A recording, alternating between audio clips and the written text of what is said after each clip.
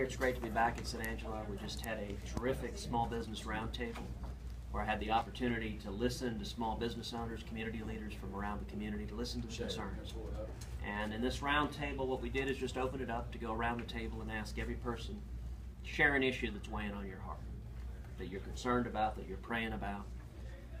And you know, it's striking. We've done these roundtables all over the state of Texas, and it doesn't matter what part of the state you're in. You can be in West Texas or East Texas. You can be up in the Panhandle or down in the Rio Grande Valley. The answer is consistently the same, that the #1 priority of Texans is bringing back jobs and economic growth. And so my #1 priority in the U.S. Senate from the day I was elected has been jobs and economic growth. And so I'm thrilled to be back in West Texas. I got to tell you,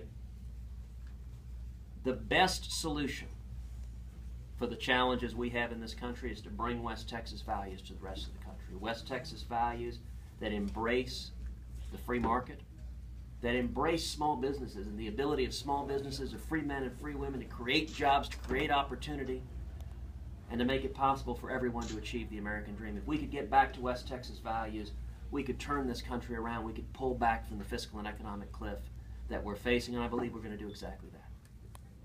Answer any questions. Senator. What was it about San Angelo that attracted you here to discuss this with the local businessmen? I take very seriously my responsibility of representing 26 million Texans. I work for each of you. The past year we had roughly 100 events all across the state of Texas, traveling around the state, just listening to the citizens, listening and trying to provide a voice.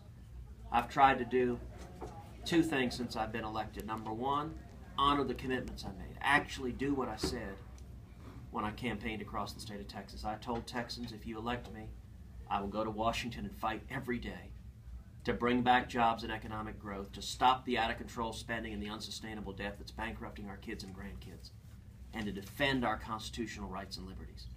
And I've endeavored to do exactly that. The second thing I've endeavored to do is just tell the truth.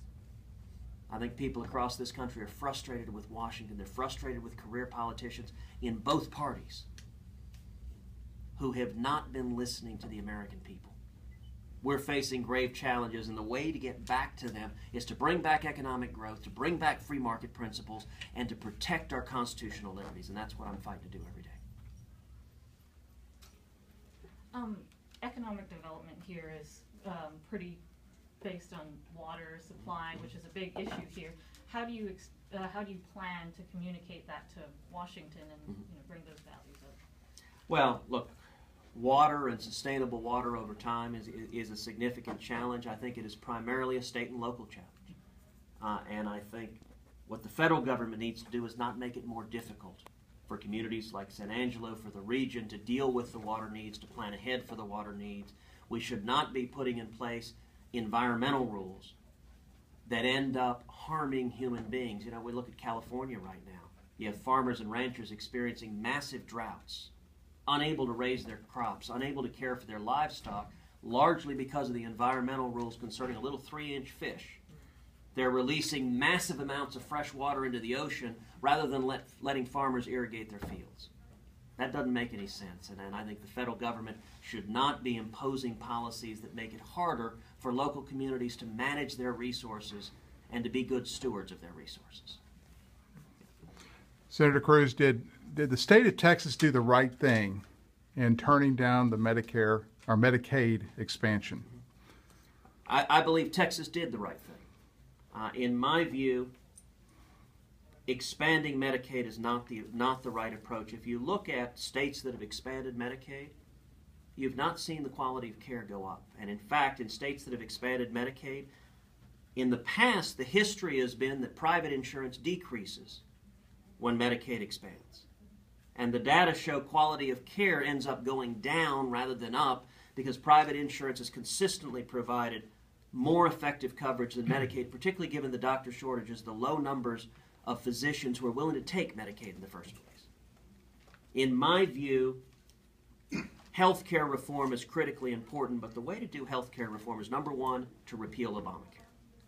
Obamacare is the single biggest job killer in this country. I'll tell you, at this round table and every round table that I've done across the state, the answer you hear from small business owners when you ask, What challenges are you facing?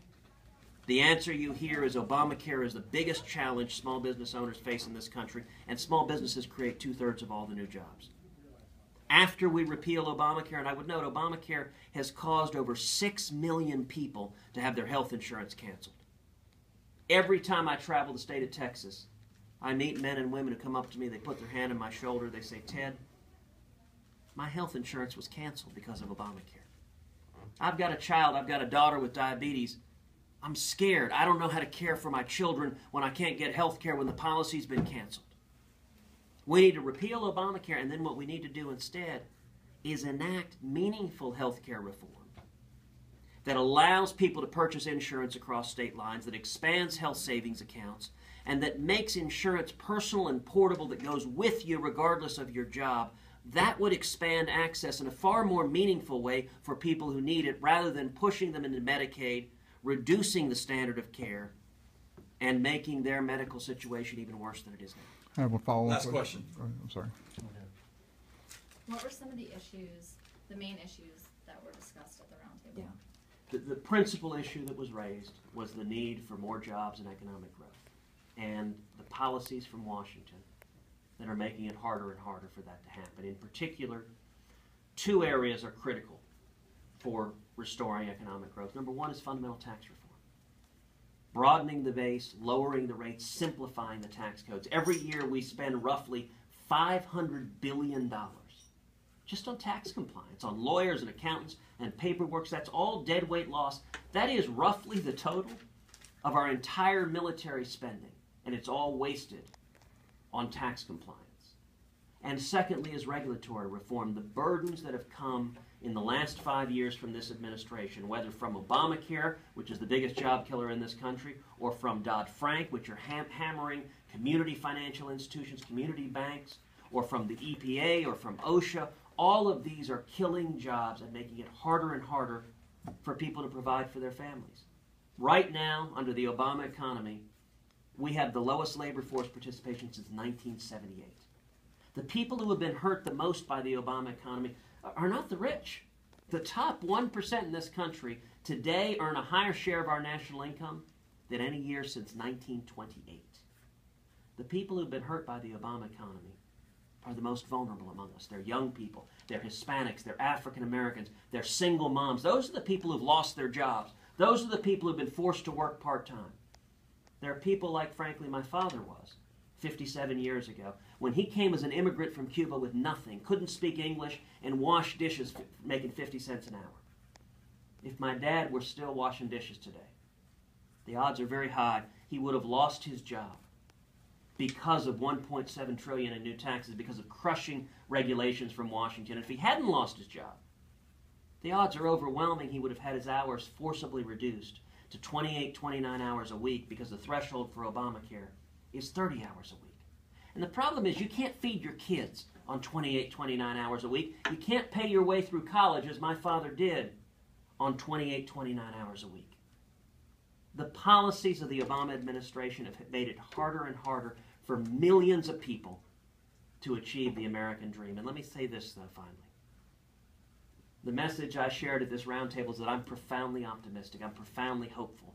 Because all across this country, people are waking up. They're waking up to the undeniable fact that the Obama economic agenda is not working, that millions of people are hurting, millions of people have lost their jobs, have been forced into part-time work, have lost their health care, have seen their premiums skyrocket, and millions of people are waking up to the need to get back to free market principles, get back to the constitutional liberties that have been the foundation of prosperity and opportunity in this country, that have been the foundation of making it possible for so many millions to come from all over the world and work hard and achieve the American dream. Thanks, guys. Thank you. Thank you. Yeah.